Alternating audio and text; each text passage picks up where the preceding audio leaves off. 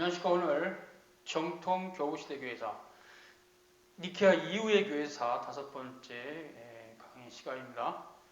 교회의 건징과 분열, 거룩한 보편교회 건징의 역사, 도나투스주의자들의 분열, 성 어거스틴과 도나투스파라는 주제로 살펴보려고 합니다.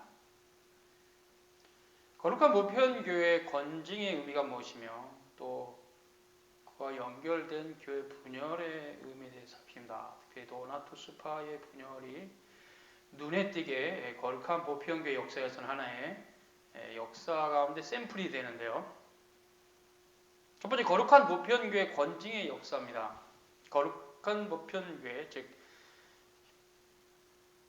기독교죠. 기독교가 공인이 된 이후에 로마 제국과 거룩한 보편교회가 결합된 형태는 여러 면에서 건징의 후퇴를 가져옵니다.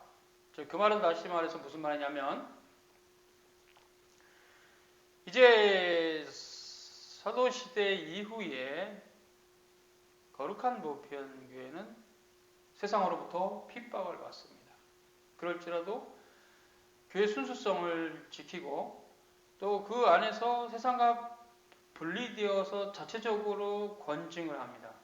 그런 시대로부터 기독교가 공인이 되고 넘어서 로마 제국의 국교화가 됐을 때는 이 교회의 건징이 세상의 공권력과 결합이 되면서 여러 가지 문제가 생깁니다.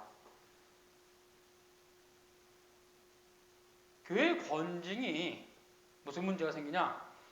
더욱 경직된 형태를 띠게 되며, 원래는 영적인 성격을 갖는 본래 건징의 의미가 퇴색되고 세상의 재판이나 판결을 통한 형벌의 의미로 건징의 의미가 바뀌어버립니다. 원래 건징의 의미는 교정이 목적입니다. 그러므로 건징을 받은 신자가 진심으로 회개하고 돌아오면 더 이상 문제를 삼을 수 없게 된 것이 건징의 원리고 교리입니다. 정통교리에 이게 건징의 목적은 교정이다. 첫째는 그 개인 신자의 교정이고, 둘째는 교회 공동체의 순수성을 지키는 것에 목적이 있어요. 그런데 이것이 국가의 법, 특히 형법과 연결이 되면서 건징의 성격이 변질된 겁니다. 개인 신자의 교정이 아니라 그냥 형벌이에요. 너 이런 거 죄를 졌어? 감옥에 1년 가 있어. 이런 식이죠. 너가 수찬을 거부했어? 너 감옥에 2년 가 있어. 이런 식으로 교회의 일이 세상의 형벌이 된 이런 형태는 건징의 후퇴입니다. 건징의 본질도 변질된 겁니다. 이렇게 거룩한 보편교회 건징에 세속화는 로마 제국이 교회의 건징을 공권력으로 다스리려고 하는 데 시작됐으니까 돕는다는 것이 오히려 결과론적으로 교회의 본질에 대해서 훼손이 있었던 거죠. 이런 면에서 교회와 세상은 구별이 돼야 돼요. 이게 구별이 되지 않은 형태가 된 겁니다. 교회의 건징은 영적이며 종교적이어야 됩니다. 세상이 주는 형벌은 굉장히 영적이거나 종교적이지 않죠. 그냥 그것은 그 사회를 유지하는 형태로서 자연법을 통해서 만들어진 거죠. 그래서 교회 건징과 세상의 법정에서 형벌은 본질이 다릅니다. 그러나 로마 제국은 기독교를 국교화한 이후에 제국의 안녕과 평안과 안정을 위한 수단으로 그것을 썼어요. 건징을. 그렇게 해서 이 교회와 국가가 구별되지 못하고 섞여버리는 그런 위험한 형태가 바로 시작된 겁니다.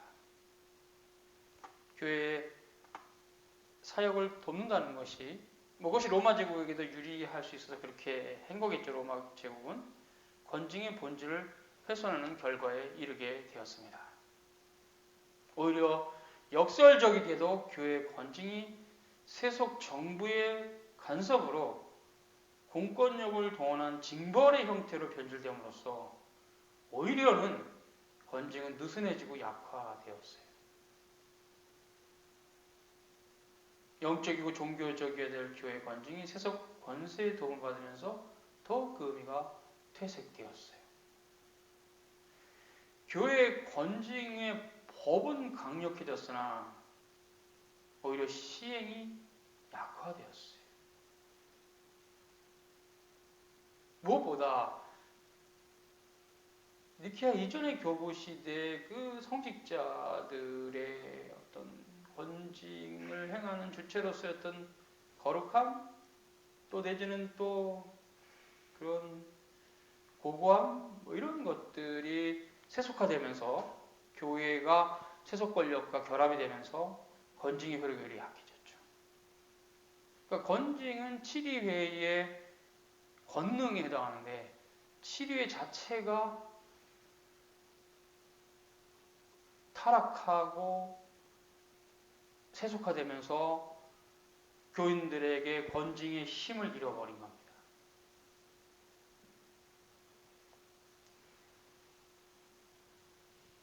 뭐 이러한 역사는 지금의 치리회의 문제도 동일한 형태로 가지고 있는데요. 치리회가 모든 것을 공평하고 그리고 모든 것을 그렇게 화이트, 의롭게 누가 봐도 일관성 있게 이렇게 권징을 행한다면 신자들로부터 지지를 받을 것이에요. 그러나 권징 자체가 약한 자들에게 더 가혹하게 권징이 시행되고 강한 자는 빼고,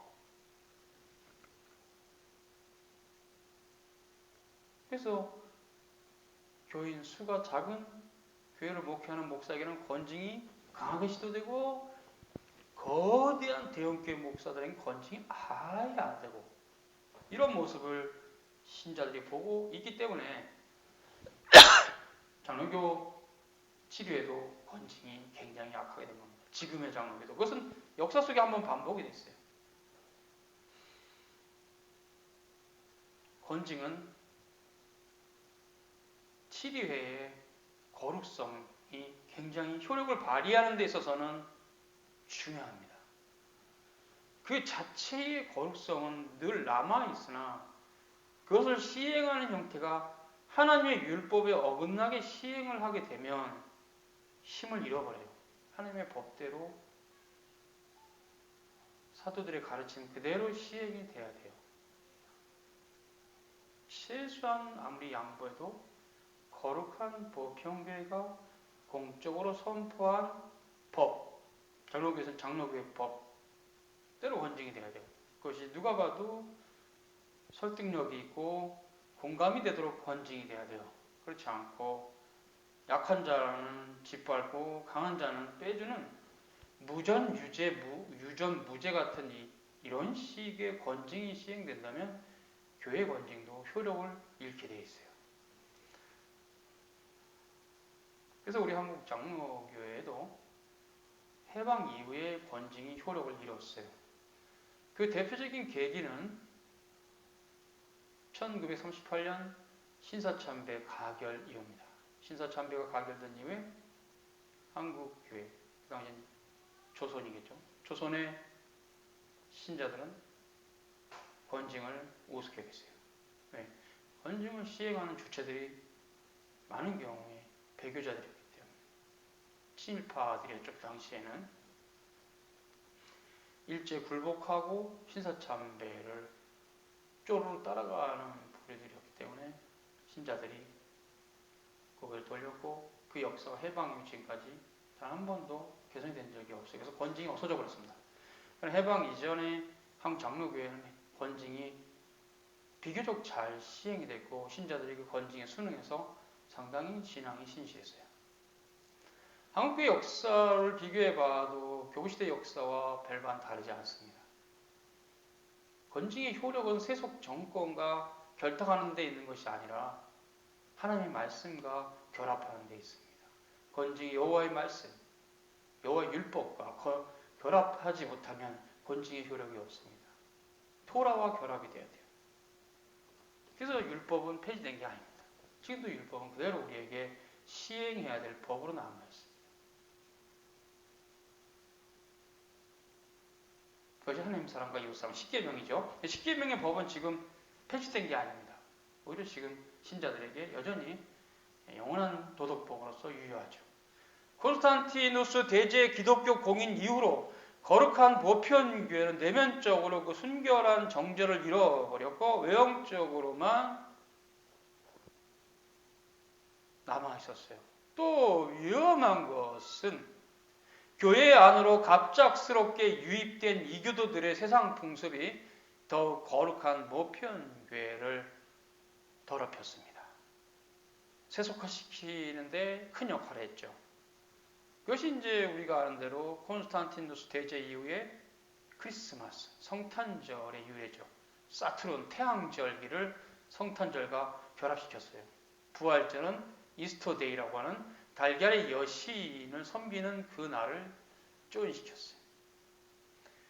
그래서 나중에 로마 카톨릭에서 교회력이 생긴 겁니다. 이 교회력이라는 게 뭐냐면 우리나라로 치면 세시 풍속 같은 거예요. 어떤 날은 뭘 해라, 어떤 날은 뭘 해라. 이렇게. 그래서 우리나라의 세속 풍속에서는 그것이 복 받는 날이죠. 그런 단어를 지키고 이런 게 복을 받는 날인데 이제 로마 카톨릭은 그것을 의식적으로 법제화해가지고 그것을 꼭 지켜야 되는 걸로, 꼭 지키는 것이 신앙의 본질인 걸로 이렇게 곡해가 돼서 사순절도 지키고 뭐 그런 절기들을 다 지키는 겁니다. 칠칠절도 지키고 맥주철도 잘 지키고 이렇게 하는 겁니다. 이건 뭐고 교회의 몰락입니다. 이것이 콘스탄티누스 대제 이후에 서서히 들어오게 돼서 후대 로마 카톨릭에서 교회력으로, 교회 달력으로 나온 겁니다. 교회의 세시 풍속이죠. 거룩한 보편 교회는 세속화되었고 가시적으로는 화려하고 풍요로운 교회가 되었으나 결국 오히려 건증은 느슨해졌습니다. 세속 권력과 결탁하기 시작했기 때문에. 두 번째 주제는 도나투스파의 분열인데요. 이 도나투스파의 분열의 문제는 박해 이유입니다. 즉 우리가 교회사를 보면은, 교부시대 역사를 보면 기독교가 공의되는 시점 직전에 대박해가 있어요. 큰 박해. 이게 가까워요. 이게 뭐 직전이에요. 직전. 그러니까 이미 박해가 끝나고 기독교가 국교화된 이후에 로마 제국에 콘스탄티누스 대제 시대에 일어난 일이니까 가깝죠. 그 전임자 시대에 있었던 거니까 이 대박해가. 배교자들의 문제가 생깁니다. 돌아왔어요. 회개를 진정으로 했어요. 그런데 도나투스파로 나중에 형성되는 그 집단이 반발합니다. 이 건증의 문제는 교정의 문제고, 교정이 최선 형식이라도 제대로 갖추었으면 그 쉽지가 않아요. 우리도 못 받아. 난 너 마음을 믿을 수 없어. 이런 식으로 그 사람의 마음을 우리가 판단할 수 없기 때문에 교회는 공적인 회개와 그 공적인 교회 치리에 순응했으면 겸손히 서로가 존중하고 받아야 돼요. 근데 도나투스파는 안 그랬어요. 어떤 문제가 발생하냐면 대박해 시대에 배교한 성직자들, 일반 신자들, 이제 박해가 끝나고 다 돌아왔습니다. 정말로 회개했어요. 교회는 그 절차를 다 밟았고 엄중하게 건증을 쳤고 그대로 다 순응했어요. 그러니까 이제 법적인 문제는 없어요. 또 그 마음의 자세도 뭐 조금씩은 다를 수 있으나 어느 정도 받을만 했어요. 근데 문제는 도나투스파가 안 된다. 너네들은 세례 다시 받아라. 그러기 전까지는 안 된다. 이 문제가 발생했는 거예요. 그때 이제 그런 부분에 있어서 싸움이 있었죠. 이 분열의 원인은 기독교의 대박해 이후에 배교자들을 복권시키는 문제와 관련해서 좀 더 엄격한 건증을 시행하고 주장하는 부류와 간대함을 베풀어줘야 한다는 입장의 차이로 시작됐습니다. 이 엄격한 건증을 말하는 부류들은 주로 이제 몬타누스파가 그랬습니다. 노바티아누스도 그랬고요. 도나투스 이전에. 그리고 온건한 원칙과 시행을 주장하는 부류들은 로마 교회의 강력한 지지를 받았으나 대다수의 거룩한 보편기 진영들이었어요. 이 부분에 있어서는 성 어거스틴도 거룩한 보편 교회를 지지합니다. 분파주의자들의 그 가혹한 권징을 거부해요. 이 대표적인 사람이 카르타고의 감독이었던 도나투스예요.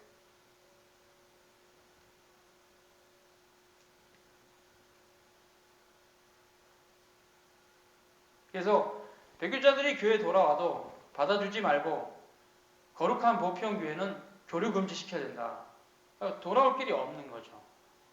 그때 거룩한 보편교회 교리를 존중하는 카르타코의 감독 맨스리우스는 사례분별과 신중함이 요구된다. 이렇게 해서 반대했어요. 맨스리우스는 도나투스파의 과도한 권징이 순수하지 못한 동기도 있다 의심했어요.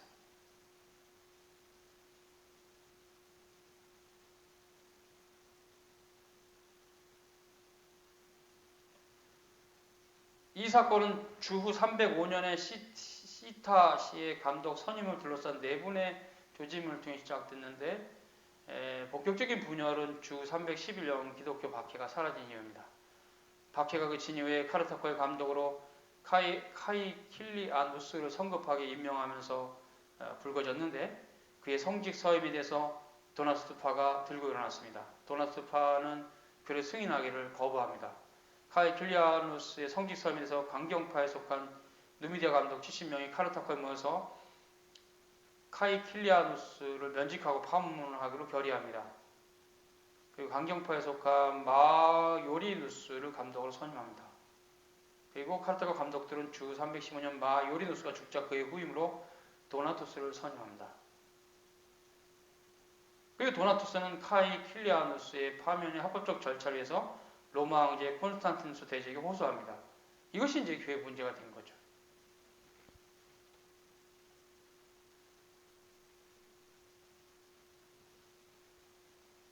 당시 가울에 있었던 로마 황제 콘스탄티누스 대제는 그 안건을 로마의 감독 멜키아데와 5명의 갈리아 감독들에게 일임했고 그 고소를 당한 카이킬리아누스와 10명의 아프리카 감독들에게 로마 감독 앞으로 출두하라고 명령을 받았어요. 그런데 이 법정에서 로마 교회 7위에는 카이킬리우스에게 유리한 판결을 합니다. 그래서 카이킬리아누스는 북아프리카를 제외한 모든 기독교 세계 전체 합법적인 주교로 인정을 받습니다. 거기에 이제 도나투스파가 강력하게 항의합니다. 주 314년 로마 황제 콘스탄티누스 대제는 도나투스의 건의 항소죠. 받아들여서 아르를 공의의 재심을 명령합니다. 그러나 판결은 첫 재판 때와 동일합니다. 여기서 이제 도나투스는 불복하고 로마 황제에게 직접 재판을 받겠다고 상소합니다. 로마 황제는 주 316년 밀란에 앞선 판결과 동일한 판결을 내려버립니다. 밀란에서. 오히려 로마 황제는 자꾸 이런 문제를 승복하지 않고 불복하는 자들에게 형법을 마련합니다. 너희들 만약에 3번이나 삼심제를 통해서 결정된 이 결론을 무시하면 너희들을 교회에서 추방시키고 교회 재산을 몰수하겠다 위협합니다. 여기 이제 도나투스파는 굴하지 않고 돌이키지 않아서 이제 분파주의가 된 거죠.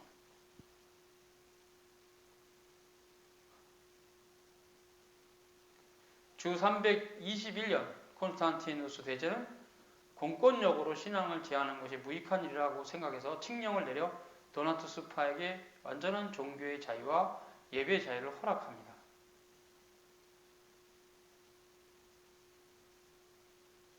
그러나 콘스탄티누스 대제의 계승자였던 콘스탄스는 다시 공권력에 의존합니다. 결국 유혈 사태로 이어집니다. 북아프리카의 메르베르의 기독교 극단 분리주의자들인 키르쿰 켈리에 소속된 도나투스파 탁발승들과 유혈 사태에 가담한 농민과 노예들이 합세해서 약탈과 방화와 살인을 자행합니다. 결국 교회 건징의 문제가 세상 정치적인 문제가 되었어요. 잘못된 거죠. 일단 이 형태도. 유혈 사태는 진압되었고 도나투스파 여러 지도자들은 처형됐습니다. 그리고 나머지는 추방되었고 그들의 교회들은 폐쇄되었습니다. 그리고 도나투스는 유배지에서 죽었습니다. 그 자리를 파르메니아누스가 차지합니다. 결국 이 문제는 성 어거스틴의 신학적 입장과 연계해서 우리가 봐야 된다. 세 번째입니다. 성 어거스틴과 도나투스파. 4세기 말에서 5세기 초까지 활동한 히포의 어거스틴은 도나투스파에게 거룩한 보편교회로 돌아올 것을 촉구했습니다. 당시에는 히포도 북아프리카거든요. 무시할 수 없는 세력의 도나투스파 교회가 있었습니다. 성 어거스틴은 그들의 부당함을 알리는 저서를 남겼고, 그래서 모든 북아프리카 교회들이 도나투스파의 주장을 경계할 것을 그들이 오히려 조심해야 된다고 교훈했어요. 성 어거스틴은. 그래서 도나투스파도 성 어거스틴의 탁월한 변증을 두려워했어요. 너무 합리적이고 명확하게 성경적이니까 두려워한 거죠. 로마 황제의 지시로 주 411년에 카르타코에서 중재 법정이 열렸고, 이 자리에서 286명의 거룩한 보편교회 감독들과 279명의 도나투스파 감독들이 참석했습니다. 이 법정에서 성 어거스틴이 중요한 역할을 감당하는데요. 그는 이 변론을 시작하기 전에 두 편의 감동적인 설교를 하고 사랑과 화해와 관용과 용서의 교리로 거룩한 보편교회가 하나 될 것을 강조합니다. 그리고 모든 논쟁을 마치고 나서 그 법정의 재판장으로 참여한 로마 황제 대리인은 예상대로 거룩한 보편교회에 유리한 판결을 내립니다. 그럼에도 불구하고 분리주의자들이었던 도나투스파들은 그 판결에 승복하지 않고 끝까지 그들의 주장을 견지합니다. 로마 황제에게 직접 호소하는 것도 실패죠. 이 문제의 근원적인 것은 세례인데요. 세례를 다시 받아야 된다. 이런 입장이에요. 왜냐하면 너네들 배교했기 때문에 다시 돌아오려면 세례를 2번 받아야 돼. 이런 부분에서 어거스틴은 명확하게 교리적으로 정리합니다. 세례를 베푸는 자의 거룩성에 기초하지 않고, 세례를 받는 자의 거룩성에도 기초하지 않고, 세례 그 자체의 거룩성에도 기초하지 않으며 우리 구주 예수 그리스도의 거룩성에 기초한다. 세례는 한 번 평생에 받음으로 족하다. 이런 세례에 대한 통일성의 원리는 거룩한 보편교회의 중요한 원리가 되고, 지금 시대에도 거룩한 보편교회를 추구하는 참된 교회라면 한 번 이상의 세례를 주지 말아야 됩니다. 그것은 주님의 거룩하심에 기초하기 때문에, 혹 세례를 받은 자가, 그 세례를 준 자가 나중에 이단으로 빠졌다 그래도 그 성직자가 세례 받은 자의 세례는 유효한 것입니다. 다시 세례를 받을 이유가 없어요. 또 혹은 이단에 빠졌다가 돌아왔다 해도 또 세례를 줄 이유가 없어요. 네, 세례를 베푼 자나 세례를 받은 자나 세례 그 자체의 거룩성이 기초가 아니기 때문에, 예수 그리스도가 기초이기 때문에. 그래서 이런 부분에 있어서 어거스틴이 정확한 논지를 가지고 도나투스파의 주장을 잠재웠어요. 변명하지 못하도록, 속된 말로 두말하지 못하도록 정확하게 찍어 눌러버렸어요. 성경적으로. 그러니까 그냥 이제 그다음부터 이 사람들이 억지 부리는 거죠. 그래도 우리는 네 말 못 들어, 이렇게. 그래서 그분들은 분리주의자로 남아 있게 된 겁니다. 어떤 경우에도 제세례는 비성경적입니다. 교회의 역사가 증거하고 종교개혁 이후의 역사에도 동일합니다. 개신교에서도 동일합니다. 그래서 개신교에서 로마 카톨릭 교회로부터 영세를 받은 자는 장로교로 왔을 때 제세례를 주지 않는 게 장로교회가 성경적인 법이라는 증거입니다. 반드시 두 번째의 형태의 세례건 침례를 줘야 된다고 주장하는 그런 헛된 주장은 비성경적입니다. 세례의 의미를 모른다는 것이죠. 세례는 성삼일체 하나님의 신적 작정 가운데 그리스도 안에서 우리에게 베푸신 은혜 언약에 기초합니다. 그리스도의 거룩성에 기초하지만 그때 은혜 언약에 기초하지 그것이 어떤 신자 개인의 거룩성에 기초하지는 않아요. 물론 베푸는 자도 포함해서. 변하지 않는 하나님의 약속과 언약에 기초하기 때문에 그건 두 번 주는 건 말이 안 돼요. 그래서 아이가 두 번 태어나서는 것처럼 어머니 태에서 중생하는 거 말고요. 주민등록증을 죽지 않는 한은 사라지지 않는 한은 사람이 그 땅에 사는 한은 없앴다가 다시 만들어지는 거 없는 것처럼 주민등록 그 원래 그 주소를 그 원래 그 주민등록상에서 태어난 날을 두 번 반복될 이유가 없는 겁니다. 도나트 스파는 지속적으로 북아프리카 정통 카톨릭 교회를 괴롭히다가 428년 아리우스를 신봉하는 반달족에게 정복당해서 무너집니다. 그럼에도 7세기까지 존속하다가 북아프리카 지역이 모슬람 세력인 사라센에 의해서 정복되면서 완전히 소멸됩니다. 끈덕지게 남아있었는데 그 세력의 발판이 북아프리카였기 때문에 중세시대에는 프랑크 왕국 외에는 다 무너지거든요. 모슬람의 세력에 의해서 자연스럽게 하는 섭리 가운데 소멸이 되어버리죠.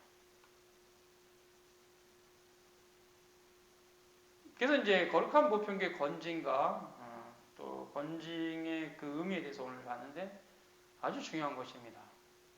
건징은 있어야 됩니다. 교회 건징이 없으면 신자들의 신앙이 자라지 않습니다. 건징 반드시 있어야 됩니다. 그러나 그 건징은 첫째는 교정이고 둘째는 교회 공동체를 지키는 거 딱 외에는 다른 의미가 없기 때문에 세상의 권력과 결탁할 이유도 없고 첫째는 두 번째는 그렇죠. 도나투스 파처럼 엄격할 필요도 없어요. 그냥 합법적인 절차를 밟고 회개하면 받아주는 걸로. 그것은 그리스도의 사랑과 화해와 간용의 정신입니다.